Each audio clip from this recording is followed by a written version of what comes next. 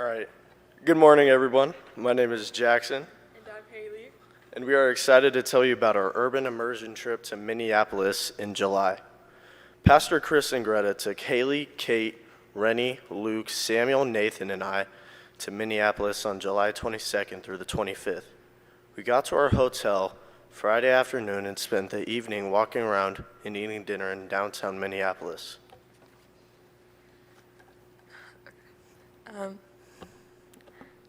Saturday morning, we loaded up the van and headed to the George Floyd Memorial, the place where George Floyd was murdered.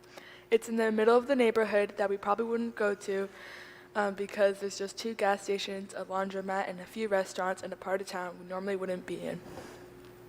Because it's a memorial not just for George Floyd, but for so many other black people killed by police. There are names and icons everywhere in the 2 blocks, including a Say Their Name cemetery. The enormity of emotions is very obvious at the memorial, lots of pain and injustice. George wasn't the first and won't be the last black man killed by police brutality, but his death lit the fire around the world for Black Lives Matter movement. Seeing all the names really hit home, as this is an ongoing issue that is not just a one-time thing. Marquise, our tour guide, was the man who grew up in the neighborhood, and he shared his story of getting involved in gangs and going to prison, but got clean and now is being very committed to helping his community. He explained that in the days after George Floyd was killed, the neighborhood came together to protect the site so that it could be a true memorial for a man who lost his life there. No buildings in this neighborhood burned. Seeing how the neighborhood came together and worked hard to take care of each other was really impactful. Let's take a moment of silence for all those who died too soon.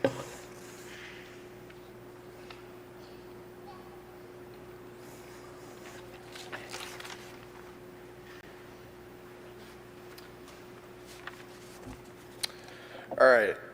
The rest of Saturday was filled with even more adventure. We packaged up socks and underwear for The Drawer, which is an organization that distributes them to shelters and nonprofits across the Twin Cities. Thank you, Morningstar, for your green envelope offering for The Drawer that we were able to deliver to them. It was cool to learn about their corporate sponsorships and how many socks they were able to process and hand out. So we decided to do a little tourism stuff because we were on vacation and all that. And we went to the Mall of America, and this huge thunderstorm was just raining. It was ridiculous, and we were drenched and all that. So some quotes from our group about the Mall of America. It was our favorite of the trip because we got to see some fun tourist spots, shop with friends, and try Caribou coffee. And another one is that the Mall of America is overrated, which I personally agree with. I personally disagree. I think that Nickelodeon's very cool. We also stopped by Minnehaha Falls Park, which is really beautiful. The storm had passed and the sun was coming out, and we got to climb the base of the waterfall. Yeah, there's all of us right there. That evening, we went to an orchestra concert at the Lake Harriet. Exploring the lake at sunset was very beautiful, and it was a great time. Oh shoot, sorry, I lost my place. It was a great time to hang out and see the ducks.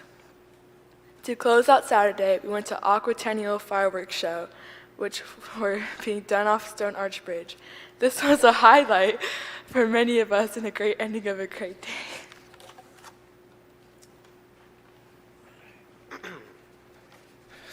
Okay. So on Sunday, we went to worship at Holy Trinity Lutheran, which was at the Lake Street corridor neighborhood that was also very affected by George Floyd's murder. The 3rd police precinct, where the cops who killed George Floyd were based out of, is 2 blocks away from the church. So the uprising and outrage from George Floyd's death came to the police station, and a lot of the businesses in the neighborhood ended up being burnt down. The church opened up its doors that first night to the protesters as a medic station for protesters who were affected by tear gas and rubber bullets. A few days later, when things calmed down, they became a distribution center for the neighborhood since all the grocery stores had burned down and the community needed the help. Since 2020, the neighborhood is rebuilding and the church is right in the middle of the regrowth. The 3rd precinct police station still stands abandoned and is surrounded by fence. It was cool to see the church be an important part of the community and working together to meet the people's needs.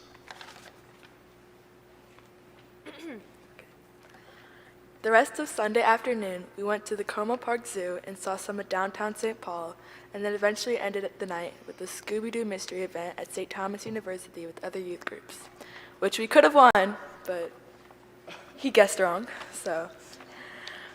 Okay. Monday morning, we made one last quick stop at the sculpture garden before hitting the road home. Overall, we would all like to say a huge thank you to the congregation for making this opportunity possible for us. The fellowship with friends, hanging out and getting to know other people from church, and just having fun and learning together was really awesome. We liked exploring the city and seeing new places and experiences.